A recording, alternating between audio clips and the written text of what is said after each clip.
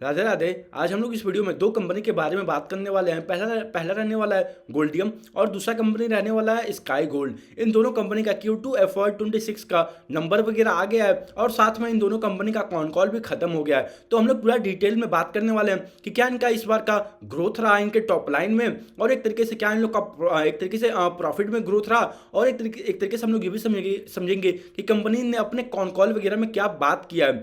तो फिर चलिए अब हम लोग बिना देरी किए इस वीडियो को स्टार्ट करते हैं। बस आप लोग एक बात का प्लीज़ ध्यान रखिएगा, ये वीडियो कोई भी बाई और सेल रिकमेंडेशन बिल्कुल भी नहीं है। प्लीज़ आप लोग अपना रिसर्च वगैरह खुद कीजिएगा। ये सारे के सारे वीडियो बस एक एजुकेशनल पर्पज के लिए ही है। तो चलिए अब हम लोग बिना देरी किए स्टार्ट करते हैं। सबसे पहले हम लोग बात करेंगे गोल्डियम का। अगर आप गोल्डियम का नंबर देखोगे ना, तो इनका ओवरऑल Q2 FY26 में 43% का रेवेन्यू ग्रोथ हुआ है as compared to the last year के सेम क्वार्टर से। और अगर हम बात करें इन लोग का प्रॉफिट, तो इन लोग का अगर आप देखोगे ना, तो प्रॉफिट आफ्टर टैक्स वगैरह भी 42% के अराउंड इन लोग के प्रॉफिट में ग्रोथ आया है। और अगर हम देखें इन लोग का जो पहला 6 महीना बीता हुआ है for the financial year of the FY26 में, तो एक तरीके से आप देखोगे इन लोग का 41% के अराउंड इन लोग का टॉप लाइन ग्रो हुआ है, जो एक तरीके से Q1 और Q2 मिला के है, इन द सेंस की जो पहला 6 महीना बीता हुआ है। और आप देखोगे यहाँ पे पैट वगैरह भी ना, तो प्रॉफिट आफ्टर टैक्स वगैरह भी 47% से इंक्रीज हुआ है। अगर हम थोड़ा सा इनका बिजनेस मॉडल बात करें, तो इनका एक तरीके से दो वर्टिकल है। पहला वर्टिकल है लैब ग्रोन डायमंड, दूसरा वर्टिकल है नेचुरल डायमंड। अगर हम बात करें नेचुरल डायमंड होता क्या, अगर मान लो नेचुरल डायमंड वे सब होते हैं ना, मोस्टली जब एक तरीके से जब अर्थ में माइनिंग होती है, तो वहाँ से एक तरीके से डायमंड्स वगैरह निकलते हैं, तो उसको एक तरीके से हम लोग नेचुरल डायमंड कहते हैं। वे थोड़ा सा कॉस्टली होता है और एक तरीके से बहुत ही लेबर इंटेंसिव होता है, मान के चलिए। और एक तरीके से अगर आप कंपेयर करोगे ना लैब ग्रोन डायमंड से, तो लैब ग्रोन डायमंड वे होता है जो कि एकदम दिखेगा मतलब नेचुरल की तरह ही, एकदम लगेगा असली डायमंड है। लेकिन वे डायमंड जो ना है ना, वो एक तरीके से लैब में बना होता है। लैब में इन द सेंस कि उसको लोग लैब में बैठ के बनाते हैं, एकदम हूबहू वैसे ही रहेगा, लेकिन उसकी कॉस्टिंग बहुत चीपर होती है एज कंपेयर टू द जो नेचुरल डायमंड होता है। ऐसा क्यों होता है? क्योंकि सॉरी 1 सेकेंड, हाँ, तो ऐसा क्यों होता है? क्योंकि लैब वाला जो डायमंड होता है ना, वे सब मोस्टली लैब में बैठ के बनते हैं, और मतलब उतना कुछ जैसे मान के चलिए जितना नेचुरल वाले में जितना हार्डवर्क लगता है और जितना टाइम लगता है, वे सब उसमें नहीं लगता है उतना। तो इसीलिए आप देखोगे लैब ग्रोन का प्राइस वगैरह हमेशा नेचुरल के कंपेयर में बहुत ही मतलब एक तरीके से ना थोड़ा कम रहेगा। मतलब ऐसा नहीं है कि नेचुरल से ज़्यादा महंगा बिकेगा लैब ग्रोन डायमंड, ऐसा कभी नहीं होता है। उससे बहुत ही ज़्यादा सस्ता होता है। मतलब कहने का मतलब ये है मेरा। तो एक तरीके से आप देखोगे ना, तो कंपनी का इस बार का Q2 में एक तरीके से लैब ग्रोन डायमंड से 90% ऑफ द रेवेन्यू वहां से आया है, और एक तरीके से नेचुरल डायमंड से 10% ऑफ द रेवेन्यू आया है। अगर आप इसको कंपेयर करोगे लास्ट ईयर के सेम क्वार्टर से, तो वहां पे 77% of the revenue lab grown diamond side से था और नेचुरल डायमंड से बस 23% के अराउंड था। तो एक तरीके से आप देखोगे मोस्टली फोकस ये company lab grown diamond side में कर रही है। और आप इसके नंबर में भी आप देख सकते हैं, इसका 90% ऑफ द रेवेन्यू ओवरऑल मान के चलिए वैल्यू टर्म में लैब ग्रोन डायमंड से ही आता है। लेकिन एक छोटी सी बात और है, कंपनी का ज्यादा वर्टिकल ना एक्सपोर्ट साइड में है, यानी कि कंपनी एक तरीके से बिजनेस टू बिजनेस साइड में है, और इनका मोस्टली रेवेन्यू मान के चलिए एक्सपोर्ट से आता है as compare to the bus जो इंडिया में ये लोग बेचते हैं। तो इन लोग का ज्यादा रेवेन्यू मतलब एक्सपोर्ट से आता है, और एक्सपोर्ट में भी ना यूएस से ज्यादा आता है। क्यों? क्योंकि यूएस वगैरह में ज्यादा डिमांड है लैब ग्रोन डायमंड का। लेकिन अब यहाँ पे एक छोटी सी प्रॉब्लम हो गई। छोटी सी प्रॉब्लम ये रहा, कंपनी यहाँ पे खुद यहाँ पे डिटेल में समझा रखा है क्या प्रॉब्लम है। ये रहा, अगर आप देखोगे जो यूएस ने हमारे भारत देश के ऊपर टैरिफ लगा रखा है 50% का, तो उसकी वजह से कंपनी को 56% ओवरऑल एक तरीके से एक्स्ट्रा एक तरीके से मान के चलिए देना पड़ रहा है, जो कि पहले तरीके से बस मान के चलिए 16% के अराउंड ही था, लेकिन अब 56% हो गया। लेकिन कई बार ऐसा होता है ना, जो कंपनी एक तरीके से लेना चाहती है, इससे खरीदना चाहती है, तो वहाँ पर कुछ बात वगैरह होते हैं, तो थोड़ा बहुत आगे पीछे जो परसेंटेज होते हैं वे तो पास ऑन हो जाते हैं। लेकिन 56% में से आप कितना पास ऑन कर लोग? ज्यादा 2%, 4%, 5%, 10%, यही आप पास ऑन कर पाओगे। ऐसा नहीं होगा कि आप 56% पूरा आप जो यूएस का आपका कस्टमर है आप उसी के ऊपर थोप दोगे, ऐसा कभी नहीं होगा। आपको थोड़ा सा कॉस्ट अपने ऊपर बियर करना पड़ेगा। इससे आप देखोगे कंपनी अब खुद ऐसा फोकस कर रही है ना, काम कर रही है कि हम लोग यूएस में ही अपना जो इन लोग का लैब ग्रोन डायमंड है हम लोग यूएस में ही बनाए, और वहाँ पे यूएस के ही वर्कर रहे हैं। तब अगर ऐसा करेगी कंपनी, तब वहाँ पे बिल्कुल जीरो एक तरीके से टैरिफ वगैरह लगेगा इस कंपनी के ऊपर, या फिर कोई भी कंपनी हुआ अगर यूएस में जाके मैन्युफैक्चर कर रही है और उस सामान को यूएस के लोग ही बना रहे हैं, तब बिल्कुल ना के बराबर टैरिफ है। तो एक तरीके से कंपनी अब यही रूट अपना रही है। लेकिन आप देखोगे ना तो थोड़ा लेबर कॉस्टिंग मतलब इंडिया से कंपेयर करने पर यूएस में बहुत हाई है। अगर मान लो थोड़ा सा हम एग्जांपल के लिए बात करें, यहाँ पर अगर लेबर कॉस्टिंग एक तरीके से अगर 1000, 2000, 3000, 5000, 10,000 है ना, तो यूएस में इसका 5x 10x ऐसे होता है। ऐसा नहीं है कि जो इंडिया में जो लेबर की कॉस्टिंग है उससे सस्ता मिलेगा वहाँ पे ना, वहाँ पे और आपको थोड़ा महंगा देना पड़ता है। और वहाँ पे लेबर के जो लॉस वगैरह होते हैं ना बहुत ही स्ट्रांग है, बहुत ज़्यादा स्ट्रांग है as compared to the India के कंपेयर में। तो फिलहाल के लिए अगर देखा जाए तो जो टैरिफ लग रखा है इससे मतलब ऐसा तो है इन लोग को डिमांड में भी थोड़ा स्लो डाउन देखने को मिल रहा है। लेकिन वही है, अगर इनके नंबर में देखोगे ना तो नंबर इन लोग का 43% से इन लोग का इस क्वार्टर में ग्रो हुआ। लेकिन वही है, अब देखते हैं कि Q3 में और Q4 में किस रेट से कंपनी ग्रो करती है। क्योंकि जब इनका कॉन कॉल हुआ था Q2 का तो मैंने उसको पूरा अच्छे तरीके से रिकॉर्डिंग इन लोग का सुना था। तो कंपनी वहाँ पे ना अपना कुछ गाइडेंस देने से थोड़ा पीछे हट रही थी, कुछ मतलब अपना गाइडेंस नहीं दे रही है आने वाले फर्दर क्वार्टर्स के लिए और फर्दर कुछ सालों के लिए। लेकिन ये बात है कंपनी ज़्यादा फोकस अब कर रही है B2C साइड में भी।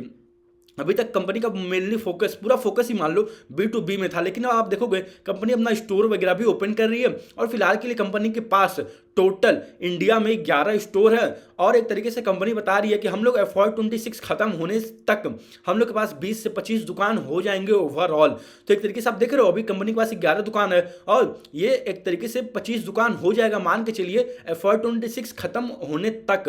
तो यानी कंपनी अपने स्टोर को बहुत तेजी से बढ़ा रही है। और एक तरीके से आप देखोगे ना इंडिया में भी लैब ग्रोन डायमंड का थोड़ा क्रेज बढ़ रहा है। अब ज़्यादातर लोग एक तरीके से थोड़ा ये सस्ता भी होता है और दिखाना भी है लोगों को, तो जाहिर सी बात है लैब ग्रोन डायमंड लोग बाय कर लेते हैं। किसी को पता ही थोड़ी चलता है कि ये लैब में बना या नेचुरल है, कैसे पता चलेगा। मतलब जब तक कोई आदमी बताएगा नहीं ना अपने मुंह से, मतलब थोड़ा आइडेंटिफाई करना थोड़ा इम्पॉसिबल होता है जहां तक मुझे लगता है। अब मैं भी कोई है तो पहचान लेगा तो भी बात अलग है, लेकिन थोड़ा सा हाँ मतलब मुश्किल तो होता है भाई लैब ग्रोन डायमंड और नेचुरल डायमंड को पहचानना। तो वही बात है, एक तरीके से मोस्टली कंपनी जो है ना गोल्डियम ये फोकस कर रही है B2C साइड में इंडिया में। और ये कंपनी अपना गाइडेंस दे के रखी है कि हम लोग नेक्स्ट 1.5 सालों के अंदर अंदर हमारा टोटल स्टोर वगैरह ना 70+ हो जाएगा। अभी कंपनी का कितना स्टोर है, हार्डली 11 स्टोर है और कंपनी का FY26 के एंड तक 25 दुकान हो जाएगा मान के चलिए। कंपनी जो बता रही है 20 से 25 दुकान हम कर लेंगे, तो हम मान के चलते हैं 25 दुकान आप कर लोगे थोड़ा, ठीक है। और कंपनी एक तरीके से अब ना जो बता रही है कि हम लोग 70+ दुकानें कर लेंगे आने वाले मतलब 1.5 साल के अंदर अंदर। और कंपनी एक तरीके से और भी गाइडेंस दे रखी थी, अगर आप इनका कॉन कॉल सुनोगे तो वहाँ पे कंपनी बात कर रही थी कि हम लोग 200 से 300 स्टोर ओवरऑल आने वाले 3-4 साल के अंदर अंदर कर लेंगे। लेकिन वही है, उसका एग्जैक्ट गाइडेंस नहीं दिया है। हाँ लेकिन कंपनी बात कर रही है हमारा लॉन्ग टर्म गाइडेंस है, एक तरीके से हमारा लॉन्ग टर्म व्यू है कि हम एक तरीके से 200, 300, 400 ओवरऑल अपना खुद का दुकान ओपन करें। तो जाहिर सी बात है इतना आसान तो है नहीं ये दुकान ओपन करना, क्यों? क्योंकि पैसा वगैरह लगेगा ही वहाँ पे। एक तरीके से जहाँ पे आप लोगे वहाँ पे एक तरीके से रेंट देना पड़ेगा, फिर कुछ एडवांस देना पड़ेगा, फिर साथ में जो आप उस दुकान में अपना सामान वगैरह रखोगे उसका भी तो मान लो आपको बना के रखना ही पड़ेगा ना। तो जाहिर सी बात है इन्वेंट्री भी बढ़ेगा। तो वही है, अब देखते हैं आने वाले क्वार्टर्स में कंपनी किस रेट से ग्रो करती है। फिलहाल के लिए तो इसने Q2 में 43% से ग्रो किया है और प्रॉफिट भी उसी के अराउंड ही ग्रो हुआ है इस क्वार्टर में as compared to the last year के सेम क्वार्टर से। और H1 में भी कंपनी ने आराम से 40-41% के अराउंड ग्रो किया है और एक तरीके से प्रॉफिट वगैरह भी आई थिंक वही 44-47% का, हाँ 47% का प्रॉफिट भी ग्रो हुआ है। तो अब देखते हैं कि आने वाले क्वार्टर्स में क्या कंपनी किस रेट से ग्रो करती है। अपना कुछ ऐसा गाइडेंस नहीं दिया है कंपनी ने, उनका क्या रेवेन्यू होने वाला है, क्या एक तरीके से टॉप लाइन ग्रोथ होने वाला है, कंपनी कुछ अपना गाइडेंस नहीं दिया है। लेकिन ये कंपनी एक चीज बता रही थी कि हमारा जो EBITDA मार्जिन मान के चलिए 21-22% के अराउंड हमारा मेंटेन रहेगा EBITDA मार्जिन। तो वह EBITDA मार्जिन तो आपने बता दिया 21-22%। अगर आप थोड़ा सा रेवेन्यू ग्रोथ भी कुछ बता देते ना, थोड़ा सा हिंट दे देते तो थोड़ा सा इन्वेस्टर के लिए और चीज़ें ना ईजी हो जाती। क्यों? क्योंकि मान के चलो यहाँ पे आपके एक तरीके से आपके ऊपर ही नहीं, पूरे एक तरीके से जो भी बिजनेस कर रहा है यूएस के थ्रू, वहाँ के चलिए बहुत सारे टैरिफ लगे हुए हैं। तो मतलब वे कब एक तरीके से मतलब कब टैरिफ वाला प्रॉब्लम सॉल्व होगा, कब नहीं सॉल्व होगा हमको नहीं पता है। क्या पता हो जाए आने वाले जो भी एक तरीके से मान के चलो, क्या पता मतलब 10-15 दिन में सॉल्व हो जाए, क्या पता सॉल्व भी ना हो। अब वे तो मतलब एक तरीके से ये सारी चीज़ें संभावनाओं के ऊपर हैं। अब होगा नहीं होगा अब तो हमको देखना पड़ेगा, समझना पड़ेगा, तब पता चल पाएगा। लेकिन वही है, मैं इसीलिए आप लोग को कहता हूँ प्लीज़ आप लोग हर एक कंपनी को हर एक क्वार्टर में ट्रैक करो, उसका कॉल हर एक क्वार्टर में रीड आउट करो, तब आप लोग को और बेटर अंडरस्टैंडिंग मिल पाएगा किसी भी पर्टिकुलर बिजनेस के बारे में। तो फिलहाल के लिए नो डाउट गोल्डियम का नंबर तो अच्छा है, लेकिन क्या ये नंबर आने वाले क्वार्टर में कंटिन्यू रहेगा ये हमको नहीं पता। क्यों? क्योंकि एक तरीके से यहाँ पे बिजनेस का कोई भी बिजनेस हुआ ना, इन्वायरमेंट बड़े तेजी से चेंज होता है। मान लो अभी 43% मतलब 43% से ग्रोथ तो कर दिया, क्या पता Q3 में बिल्कुल ग्रोथ ही ना आए, क्या पता ग्रोथ आ जाए, मतलब क्या पता जो इनका ग्रोथ है क्या ये मतलब हो सकता है कि एक तरीके से कंटिन्यू रहे, और क्या पता जो ग्रोथ है गायब हो जाए। तो एक तरीके से मैं इसलिए आप लोग को कहता हूँ प्लीज़ आप लोग हर एक कंपनी को हर एक क्वार्टर में ट्रैक करो, तब आप लोग को और बेटर अंडरस्टैंडिंग मिल पाएगा किसी भी पर्टिकुलर बिजनेस के बारे में। अगर आप लोग मान लो किसी कंपनी को हर एक क्वार्टर में ट्रैक नहीं कर रहे हो तो आपको कैसे पता चलेगा, आप खुद ही बताओ। तो चलिए अब हम लोग नेक्स्ट कंपनी के बारे में बात कर लेते हैं, स्काई गोल्ड का। अगर आप स्काई गोल्ड का नंबर देखोगे ना तो इन्होंने एक तरीके से 1 सेकंड, सॉरी वीडियो ऑफ हो गया है, सॉरी। हाँ, अगर आप इनका नंबर देखोगे ना Q2 में, यानी Q2 FY26 में as compared to the last year के सेम क्वार्टर से कंपनी ने अपना ओवरऑल टॉप लाइन 93% से ग्रो किया है, और प्रॉफिट वगैरह भी आप देखोगे तो प्रॉफिट भी 82% के अराउंड ग्रो हुआ है। लेकिन अगर हम बात कर लें Q1 का, थोड़ा लास्ट क्वार्टर में कंपनी ने अपने किस रेट से टॉप लाइन ग्रो किया था और बॉटम लाइन किस रेट से ग्रो किया था, तो आप देखोगे कंपनी ने 56% से इन लोग का टॉप लाइन ग्रो हुआ था लास्ट क्वार्टर में Q1 FY26 में, और प्रॉफिट वगैरह 109% से ग्रो हुआ था। यानी कि कंपनी को बड़े अच्छे लेवल पे ऑपरेटिंग लेवरेज मिला था। अगर हम लोग बात करें ऑपरेटिंग लेवरेज होता क्या है, तो अगर मान लो किसी कंपनी का रेवेन्यू ग्रोथ अगर मान लो किसी कंपनी का रेवेन्यू ग्रोथ 10% है ना, अगर उसका प्रॉफिट ग्रोथ 20% 25% है, यानी कि उसका प्रॉफिट ग्रोथ रेवेन्यू ग्रोथ से ज्यादा है, तब उसको हम लोग ऑपरेटिंग लेवरेज कहते हैं। इन द सेंस अगर मान लो किसी कंपनी का रेवेन्यू ग्रोथ है 10 और प्रॉफिट ग्रोथ है 8, तो उस कंपनी को ऑपरेटिंग लेवरेज नहीं मिला। हाँ, ये है कि कंपनी का प्रॉफिट अच्छे लेवल पे ग्रो हुआ है, लेकिन ऑपरेटिंग लेवरेज मिलने के लिए कंपनी को अपने टॉप लाइन से ज्यादा ग्रो, एक तरीके से अपने पैट को ग्रो करना पड़ता है, तब हम लोग उसको ऑपरेटिंग लेवरेज कहते हैं। तो फिलहाल के लिए आप देखोगे तो लास्ट क्वार्टर तक और कई सारे क्वार्टरों में भी कंपनी को बड़े अच्छे लेवल पे ऑपरेटिंग लेवरेज मिल रहा था। लेकिन अभी आप देखोगे इस क्वार्टर में कंपनी ने अपना 93% से ग्रो किया, लेकिन अगर आप यहाँ पे देखोगे तो प्रॉफिट वगैरह बस 82% से ही ग्रो हुआ। और अगर आप जाके देखोगे ईपीएस, अर्निंग पर शेयर, वहाँ पे भी 28% का अराउंड ही ग्रो हुआ। यानी कि ये जो पैट ग्रोथ है 82%, उससे बहुत ज़्यादा नीचे ग्रो हुआ है उन लोग का अर्निंग पर शेयर। क्यों? क्योंकि कंपनी ने कुछ अपना वन टाइम ईसॉप वगैरह दे रखा है। ईसॉप किसको कहते हैं? अगर मान लो कोई कंपनी में इंप्लॉय है ना, अगर कंपनी अपने उस इंप्लॉय को पर्टिकुलर कुछ शेयर वगैरह देता है तो थोड़ा सा मार्केट से बहुत ज़्यादा डिस्काउंटेड रेट होते हैं। क्यों? क्योंकि वो एक तरीके से कंपनी में काम कर रहा है, अपना पूरा दिन रात दे रहा है, और पूरा मान लो कई सालों से काम कर रहा है उस कंपनी में। तो जाहिर सी बात है, अगर कंपनी किसी अपने पर्टिकुलर एम्प्लॉय को कुछ अगर देगा शेयर वगैरह अपने ही कंपनी का, तो जाहिर सी बात है उसको थोड़ा सस्ते रेट पे ही देना पड़ेगा।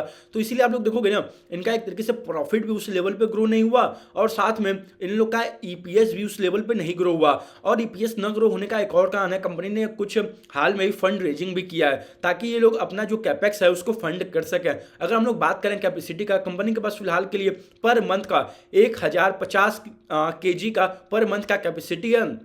और अगर हम बात करें कंपनी का ओवरऑल रेवेन्यू कौन कौन से जगह से आ रहा है, तो आप देखोगे 90% of the revenue sky gold के लिए डोमेस्टिक से आ रहा है, और 10% ऑफ द रेवेन्यू एक्सपोर्ट से आ रहा है। और कंपनी अब धीरे धीरे स्लोली ट्राई कर रही है कि हम लोग एक्सपोर्ट साइड में जाएं। क्यों? क्योंकि हमें मार्जिन हाई होता है, और उसकी वजह से इन लोग का इबिट्टा मार्जिन इंप्रूव हो रहा है, और पैट मार्जिन भी इंप्रूव हो रहा है। अगर आप इस क्वार्टर में देखोगे ना, तो इस क्वार्टर में आई थिंक इन लोग का पैट मार्जिन आई थिंक 4.5% के अराउंड है। तो आप लोग एक बार उसको जाके प्लीज़ देखिएगा कितना है पैट मार्जिन। मैं एक तरीके से अंदाजा से बता रहा हूँ, तो मतलब वही है 4.5% के अराउंड ही होगा जहाँ तक मुझे लग रहा है पैट मार्जिन फिलहाल के लिए इस क्वार्टर में। और कंपनी ने गाइडेंस देकर रखी है कि हम लोग बड़े आराम से FY26 में मतलब पूरा मान के चलिए 5400 करोड़ का ओवरऑल कंपनी का टॉप लाइन हो जाएगा। यानी कि अगर आप इसको देखोगे ना, अगर आप इसको कंपेयर करोगे लास्ट ईयर से, यानी कि कंपनी एक तरीके से किस रेट से ग्रो कर रही है एक तरीके से FY26 में, तो आप देखोगे ना ये एक तरीके से 52% का ग्रोथ इंजन बनता है।